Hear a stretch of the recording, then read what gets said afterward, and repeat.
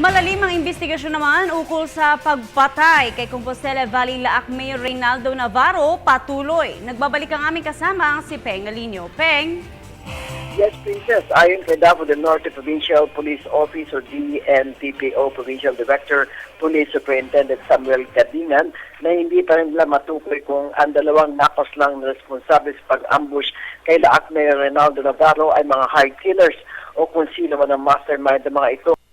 Una na nagpalabas ng payag ang mga miyembro ng Youth Revolution Army o NPA na wala silang kinalaman sa pagpaslang sa alkalde.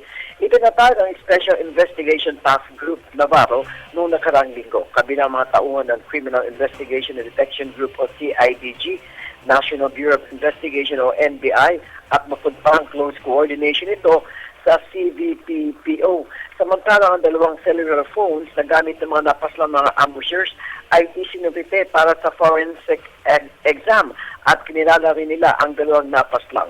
Miyerkules ito, ika-28 ng Mayo ng tinambangan ang Montero Sport ng alkalde at ang backup nito. Tatlo kasamahan nito ang sugatan, may dalawang sibilyan din na nasugatan sa Pranambang at dalawa sa mga ambushers ang napatay. Ililibing na sa Sabado ang alkalde at umaasa ang pamilya at mga kababayan nito na malulutas na ang kaso sa pagpaslang sa kanilang minamahal na alkalde. Para sa Telebisyon ng Bayan, Peng Alinio, Radyo ng Davao.